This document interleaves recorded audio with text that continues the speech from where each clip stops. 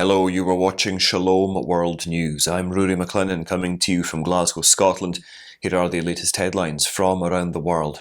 The Holy Father has expressed sorrow for the thousands of people who perished in the floods in Libya in the aftermath of Storm Daniel. Pope Francis sent a telegram of condolence to the people of Libya, with it being signed on his behalf by Secretary of State Cardinal Pietro Parolin. In his message, the pontiff assured his prayers for the souls of the deceased and all who mourn their loss. The storm originated in the Mediterranean and barreled into Libya, devastating almost a quarter of the nation's eastern city of Derna. The devastation was aggravated when dams were breached in the storm. So far, over 1,000 bodies have been recovered, and officials say the death toll could rise. The International Committee of the Red Cross has said that 10,000 people are feared to be missing across the country. The head of the Italian Bishops' Conference, Cardinal Matteo Zuppi of Bologna, is on a 3-day trip to China beginning today. According to the Holy See Press Office, the Cardinal is travelling to Beijing as Pope Francis's personal representative to promote peace in Ukraine. The Cardinal addressed the ongoing war in Ukraine on the sidelines of an international meeting in the German capital of Berlin. He stressed the need to put an end to the violence in the country. His Eminence has visited the United States, Ukraine itself, and Russia as part of his peace mission. He met with numerous officials during those visits, highlighting the mission's humanitarian components and the significance of bringing about peace, while saying that Ukrainians themselves must choose their own course for peace. In the United States, President Joe Biden is going to face an impeachment inquiry after House Speaker Kevin McCarthy made it clear that allegations against him amounted to a picture of corruption. Mr. Biden's predecessor, Donald Trump, was impeached by the then Democrat-controlled House of Representatives, only to be acquitted twice by the Senate. This time, the House is after President Biden over the business deals of his family. It was on September the 12th that House Speaker McCarthy said he would direct the chairman of the House Judiciary Oversight and Ways and Means Committees to lead the impeachment probe. All panels have been jointly coordinating various investigations related to the president's family. The Speaker said that Mr. Biden profited from his son Hunter Biden's foreign business deals while he was serving as vice president from 2009 to 2017.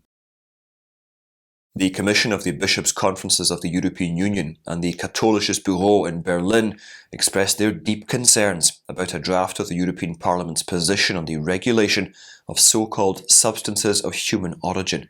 A statement from the Commission highlights the importance of recognising that human life is not just a substance of human origin, and insists on the need to distinguish between non-fertilised germ cells on one hand and embryos and fetuses on the other. The bishops call attention to the effects that the proposed regulation would have in light of proposed amendments adopted by the European Parliament's Committee on Environment, Public Health and Food Safety.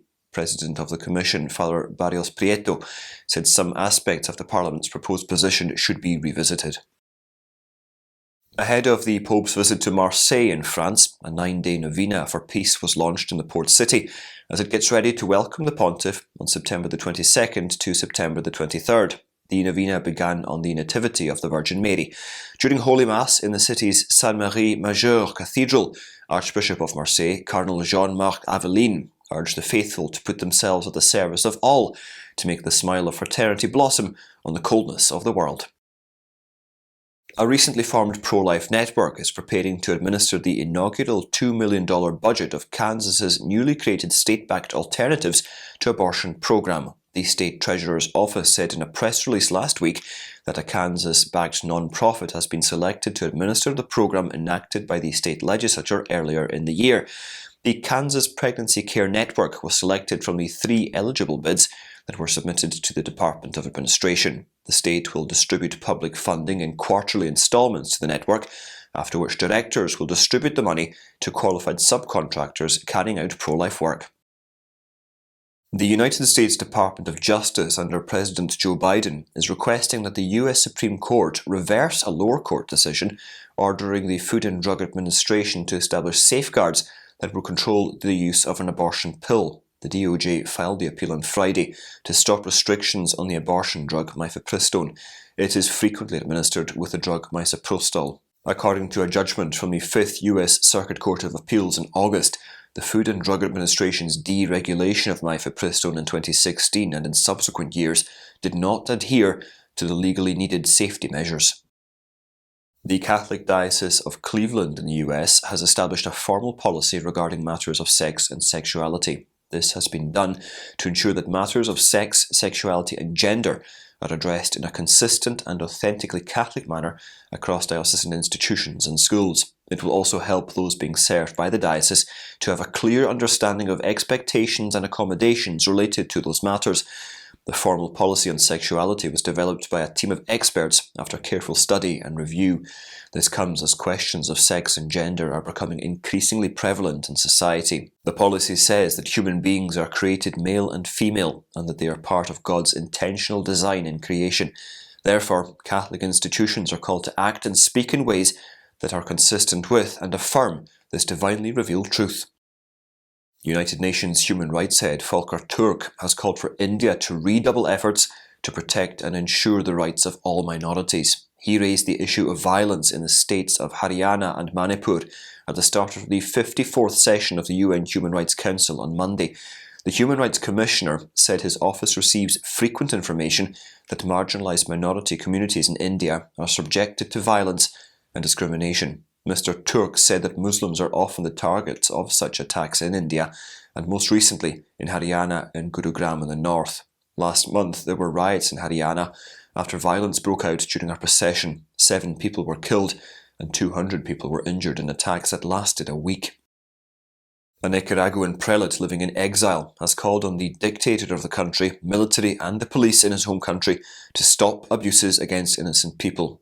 Auxiliary Bishop of Managua, Silvio Baez, who is in exile in the United States, called for an end to abuses against a population crying out for justice while urging for conversion to the gospel of Christ. During his sermon on Sunday, the bishop said it was necessary to raise their voices in the name of God. Speaking to the congregation in the Church of Santa Agata in Miami, Florida, the bishop said the Nicaraguan authorities should cease their criminal attempt to destroy the church and demanded that they convert to justice and return to God.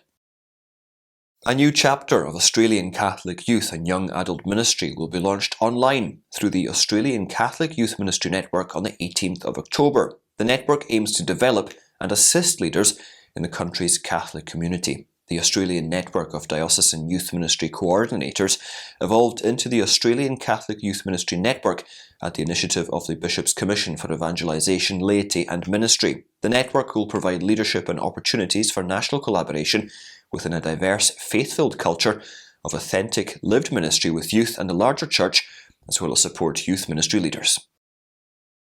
After a gap of some 70 years, a bell was returned to its rightful place in the historic Church of Our Lady of Deliverance in the Lebanese town of Beirut recently. The bell was rung in the newly restored church after it was blessed and its new altar was dedicated for the Divine Liturgy. It was the Maronite Archbishop of Beirut, Boulos Abdel Sater, who dedicated the refurbished church and its new altar. The prelate thanked the Lord for being able to celebrate Holy Mass together in the revamped church. He said this is the church that the Lord builds every day and it is the work of his hands. During the ceremony, believers also venerated an icon of the Holy Mother. And those are your latest headlines. Do join us again tomorrow for more. And do remember in the meantime, you can always visit swnews.org for more updates. Shalom.